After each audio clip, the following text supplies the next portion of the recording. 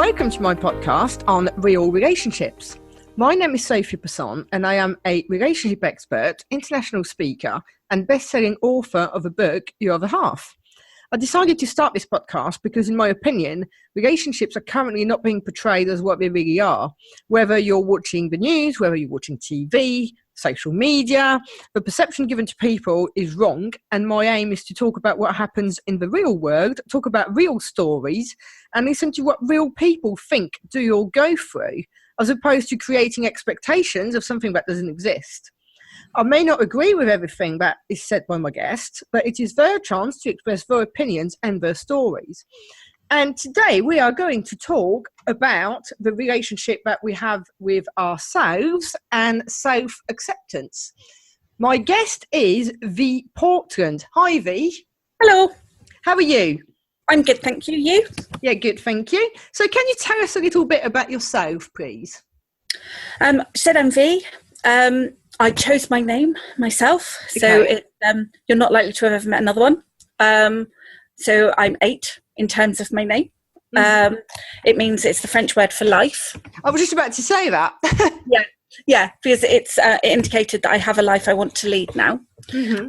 I do a variety of things. I am a body positivity and self-esteem coach. Mm-hmm. I run workshops for women. I do one-to-ones with people.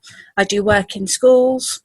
I also teach vintage dance forms. I teach burlesque. I'm a former performer. Mm-hmm. And I run a voluntary project, a branch of a voluntary project called the Red Box Project.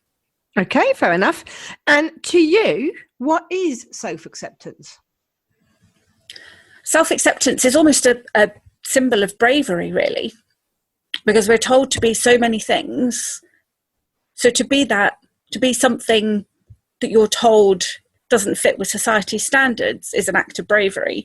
But to me, self-acceptance is exactly what it says on the tin, and it's just accepting who you are as you are, and only changing if you so want to, not because you feel that you're being told to.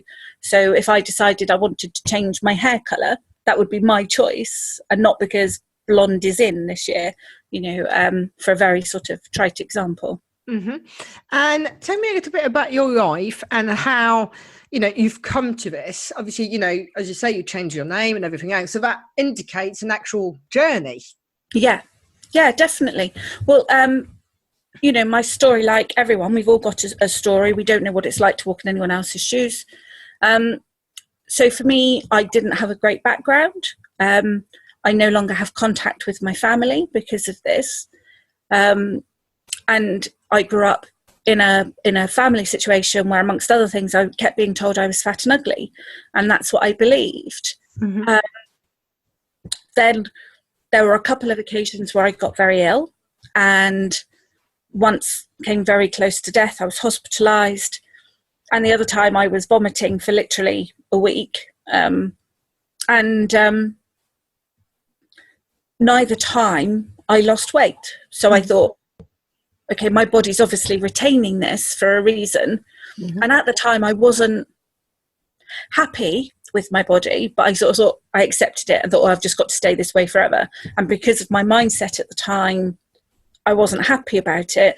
I just decided that nothing was changing it. So it was a form of acceptance. And how old were you then? Just so that we... Really can't remember. All right, fair enough. That was probably about 15, 16 years ago. Then I got very ill. I've got several chronic pain conditions, but I've also, I'm diagnosed with borderline personality disorder. Mm-hmm. So I have, like most people with BPD, there's other elements of it. Well, with any mental health condition, do you want to explain a little bit more for people who don't know what it is? To be honest, borderline personality disorder seems to be an umbrella term for people that don't fit into a particular category. I mean, my understanding of it and the way I read it is people feeling emotions in certain ways. So they're either quite depressed or they're more in a manic state. That's more of a bipolar thing. Yeah. So, which is where I think, mental health conditions overlap. Yeah, absolutely. So at this point in my life, I was very much in a depressive state. And I had a choice. I thought, right, I've got 3 choices. I either end my life, I stay the same, which didn't feel like a choice at all, or I make things better. And I just got my eldest cat at that point. Mm-hmm. And for people who aren't animal lovers, they might not understand. But I thought, well, I've made a commitment to her. I picked her. I said that I'd love her forever. And I thought no one else would love her as much as I do. So I thought, well, I've got to stay alive for her. So, that was a reason. And I have, tattoos on my arm. I've got the semicolon. Do you know about the semicolon project?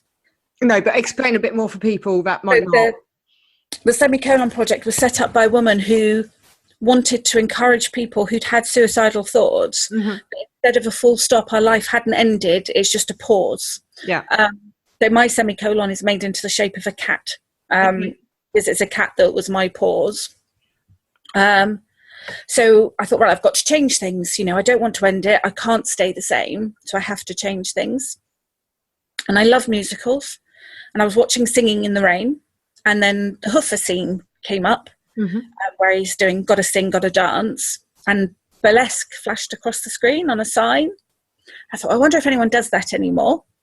So I Googled it. And within 10 minutes, I found a local class, signed myself up for it and arranged a lift.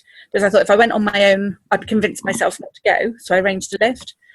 So I started doing burlesque. I started going to classes for burlesque.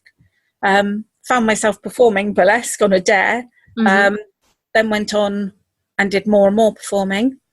And found clothes I loved, which made me feel good about my body. And the work that I was doing with the women in the burlesque and then with the dancing, people asked me to do more, but without the dance element, and to work with them because they liked the way the women I'd worked with had learned how to be happier with themselves. Yeah. They'd learned to accept their bodies and almost love it. Some of them do love their bodies, but just to be accepting of it and be grateful for all the great things it can do rather than focus on the things it isn't. Mm-hmm. And what sort of age were you at that point? That was about, 12 years ago, 12 years ago. Okay.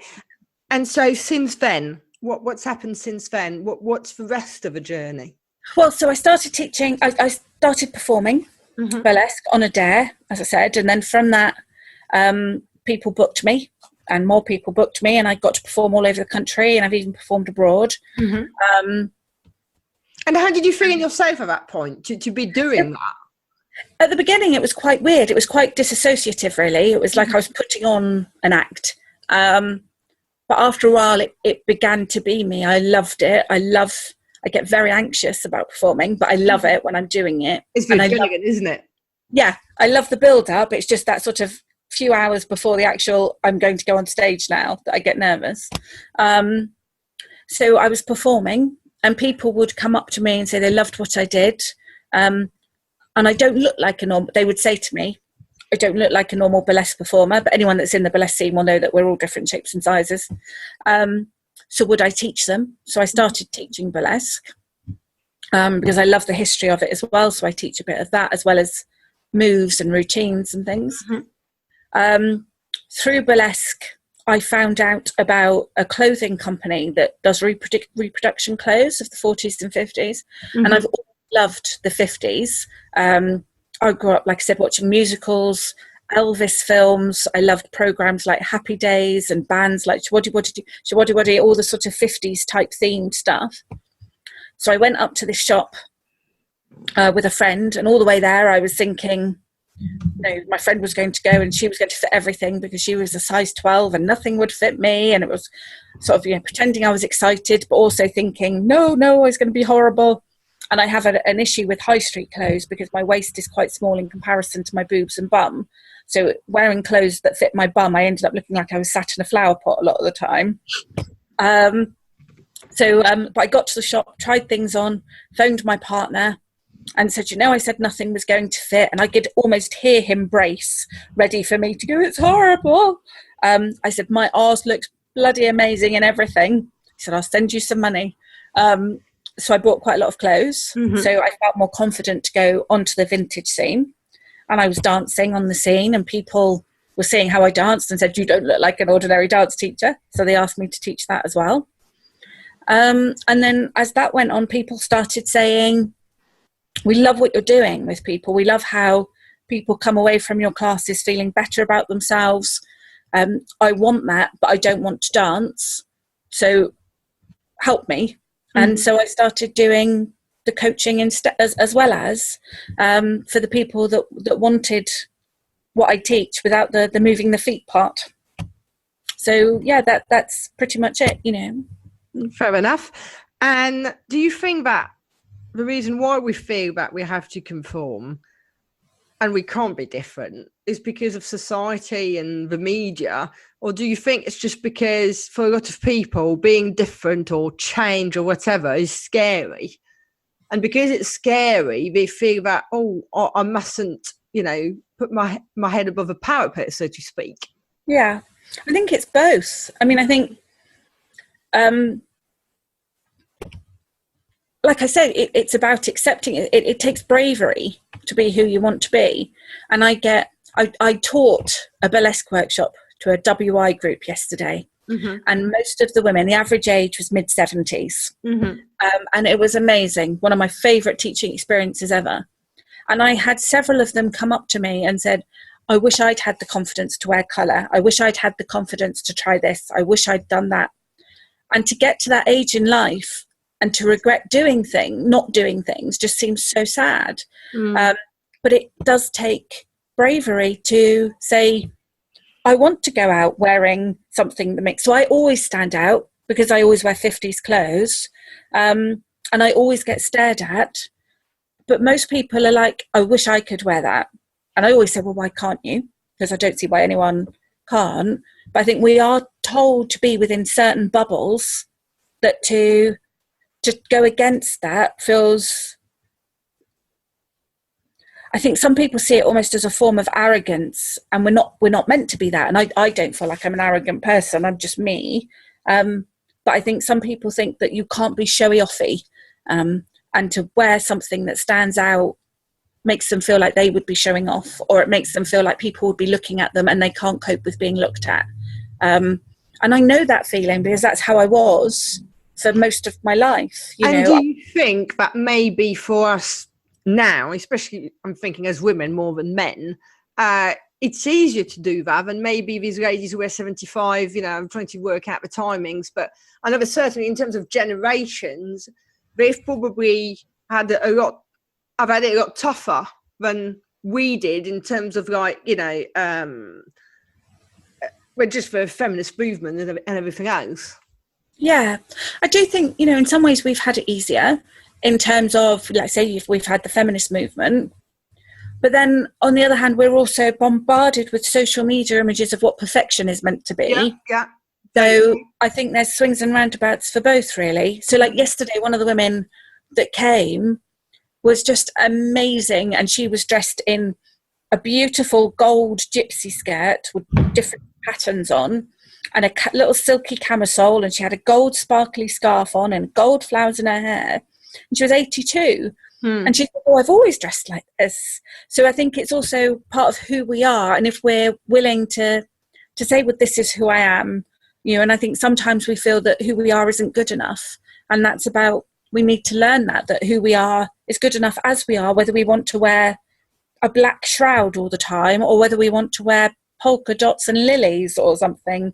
You know, it's you know, like I said, we're surrounded by images of, you know, older generations were told what they had to be. And I remember being told as a child that I had to learn, if I was out with boys, to take my glasses off because boys don't make passes at girls that wear glasses, you know. So even people of my age were told that we had to be a different way. But I think now, you know, you go through Instagram, and although there are people that you can follow that are more honest, you see the images of perfection and think, my life is nothing like that, you know. And it's about learning that nobody's life is like that. You know, nobody looks like the perfect photoshopped image that we're being seen, that's had the filter lights and the bits skimmed off and all this sort of thing, and it's about acknowledging who you are and showing up and being you. Yeah. And obviously there's a massive importance of our own inner dialogue. Yeah. Because our own self-talk can be extremely damaging. And a lot of the time, we are actually our harshest critique. Definitely. Some of the time we speak to ourselves. You wouldn't speak to someone else like that. You'd get punched. You know what I mean? Yeah. So what would you say to people that maybe struggle with that? I always say to people that I'm working with if they say these things, if they say something negative, I ask them to challenge themselves to find 2 good things. For every negative, to find 2 good things. And that's very difficult for a lot of people. So it could be they find a negative thing, and the 2 good things could be, my cat felt happy today, my cat got fed, or I gave someone my seat on the bus. Before it gets to the personal, I've got a lovely smile, or I've got great eyes. It takes time to build up to that. But also, as well as doing that, to challenge the thoughts. And if you do say something negative about yourself, say, well, would I say that to my best friend? Would I say that to anyone? And if not, try and unpick it and think why you're saying it. And if there's any validity in it, and to try to understand why. And I think the thing as well with self-talk is catching yourself, because if you go into that downward spiral, it's very easy to get into. But if you learn how to catch yourself, but sometimes I think you've also got to, for instance, yesterday I was particularly grumpy. One of those where you're trying to get out of your own way.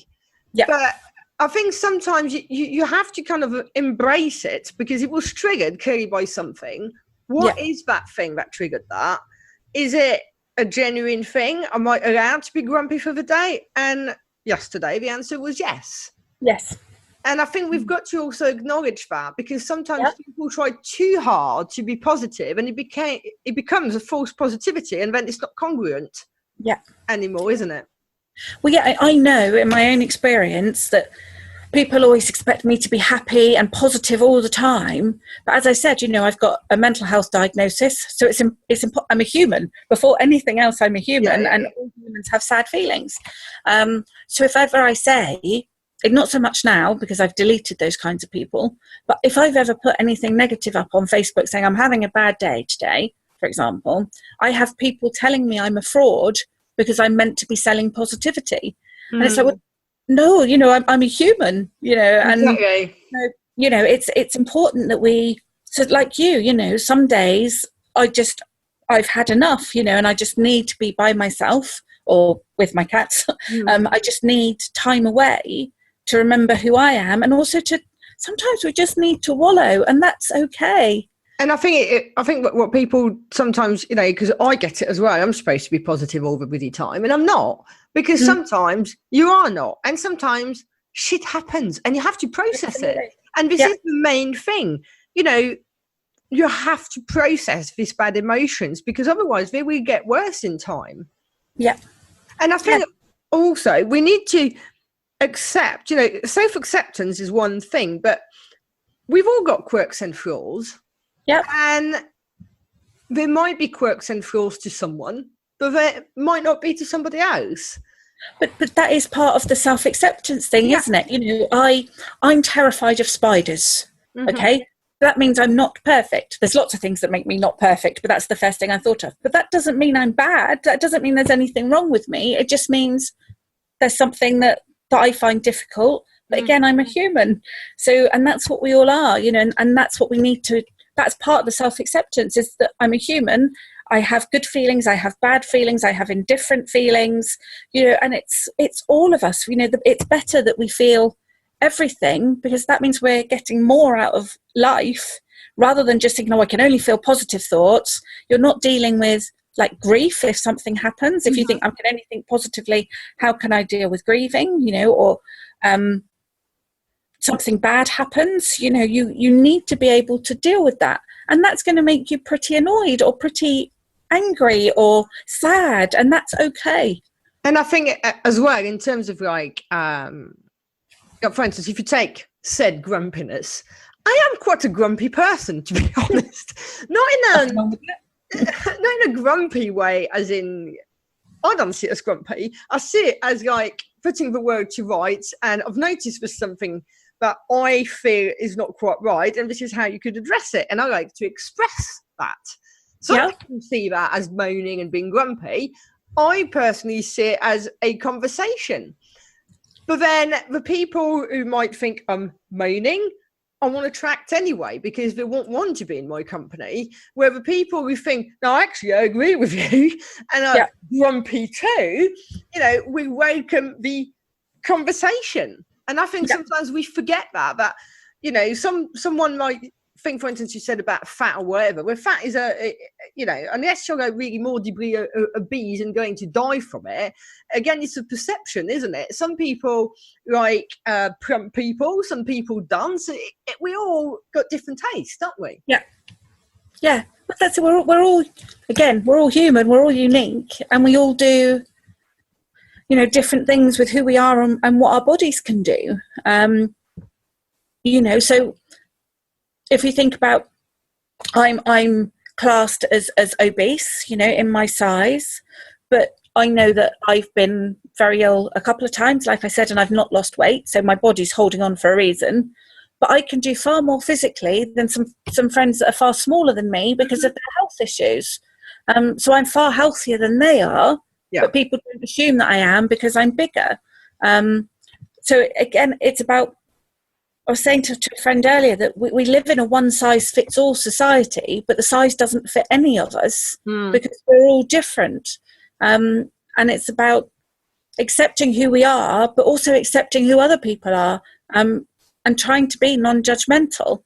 And I think that's key. It's as much as understanding and accepting ourselves, we've got to accept others. Yeah. We've all got opinions, and we think they're right because we've arrived to that conclusion. Yeah. But everybody else is the same. They've arrived to a conclusion, and who's got more right than the other person to be more right than the other person? Yeah. Yeah. Well, that's, I really, I find it quite hard when I'm in meetings and people are talking over each other because I'm more right than you are. And I tend to disengage from those conversations because you're not showing anyone any respect because you're not listening, you're not learning, and you're talking over everyone. So how can anyone get anything from this situation? And I think, if anything, it highlights they've got, inverted brackets, a problem in the sense that they obviously want to show, how right they are, which could indicate that actually there's a weakness and something they're not trying to hide necessarily, but something. Yeah. It's about trying to sort of prove that they know more. So if I'm loud, then you've got to hear me. And it's like, well, I'm not loud. I've got valid points, but I personally don't see the point in competing, because I think if someone's going to be loud and talk over me, they're never going to hear me. They're all about talking. Not listening. They're not in listening mode, are they? Yeah. So yeah. And so how are you feeling now, and what have you got planned for the future, as it were? Well, I'm, like I said, I've got several health conditions, so I know that there are some things I can't dance as much as I used to. I taught yesterday and I loved every second of it. And I look forward to doing it again, but I'm hurting more from it today. So I know that I've got to take things a bit more slowly for a couple of days. But then I'm very grateful I get to do that experience. So the pain is just a side effect. Mm-hmm. I'm doing more one-to-one coaching, working with people to help them find their best selves, really. And I'm writing a program for teenagers and preteens, both to do in public workshops, but to take into schools. Mm-hmm. I'm hoping to set up as a CIC, a community interest company, so that I can take what I do into schools. I've done some work in schools and it's been really beneficial. I get feedback and they tell me that, I know from my own, I did a body appreciation scale in the class, and in just an hour, 73% felt far better about themselves at the end of the hour than they did at the beginning, which is quite good for an hour. And I think exactly as you were saying earlier about social media and stuff, especially pre-teens and teenagers are bombarded all the time with you should be this, you should be this, you should be this. Yeah, well, there was a recent study done that found that children would much rather lose a finger, get cancer, or lose a parent than be fat. And the fact that being fat is the worst thing they could be is just appalling. I can think of probably 100 things that are far worse than being fat, like not being kind or not being genuine or honest. And the list is endless, but they're so bombarded that fat is bad. But also, I say I do body positivity, and I do, but I've worked with literally hundreds of women through my dancing, through the burlesque, and I've taught women from a size 0 to a size 32, and only one of those women was genuinely happy with her body, other than myself. And so that's all sizes. So, women of all sizes, people of all sizes aren't happy because we're always being shown these images of perfection. So I'm very much sort of, we need to change the perception of what fat is and what fat means, but we also need to change the perception of what all our bodies means and think about our bodies as incredible things as they are and what they can do rather than what they look like. And I think whatever size. There was a program, whenever it was, probably a couple of years ago now, where I can't remember what it was, but it was something to do with weight anyway, where they were asking someone to put themselves in a lineup of various sizes, and every single time they put themselves like much fatter than they actually were. And I think we kind of all have this, I don't know whether all mirrors make us look bigger. I doubt it. At the same time, I also remember someone saying to me once, I wish I was as fat as the first time I thought I was fat. You know, and the truth is as well, does it actually really matter? As long as it doesn't impact on your health too much, as you say, it doesn't make you a good or a bad person, does it? Yeah. And it's not who you are. Yeah. But you about the lineup, I've got a mirror here, and the amount of times that people look in this mirror and go, oh, this is a good mirror, I look slimmer. And I said, but how do you know that this isn't the only true mirror, that this is how you look, and all those other mirrors are lying to you? How do you know that? But we automatically assume the worst. We do think, oh, I'm much bigger than that, I won't get my arse through that door, or, oh, no, they won't possibly fit me. And even, again, with smaller people, we had a foreign student staying with us. And I remember going shopping with her, and she was angry. She got angry with herself because she didn't have the hips. She kept moaning, I have no hips, I can't fit in these clothes. So, it's every size that has these issues. Yeah.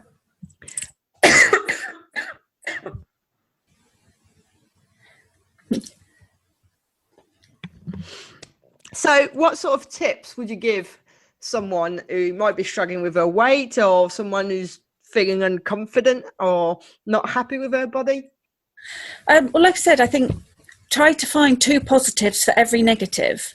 One way to do that I do sometimes in my workshops is I give people a jar, and I say to them to write down every positive thought and the every negative thought, and then to sort of sandwich it with the 2 positive thoughts, so they can always refer back to it. But if they can't, to sort of put money in a jar or something, so they're losing something every time, so that they're more determined to find a good reason because they might positives, or whatever.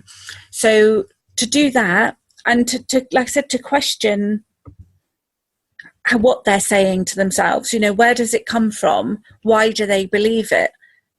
Because sometimes I think these thoughts are so ingrained into us, and you could say something to yourself and think, no one's ever said that to me, so where am I getting it from? And then tracing it back to where it's come from and why you believe it.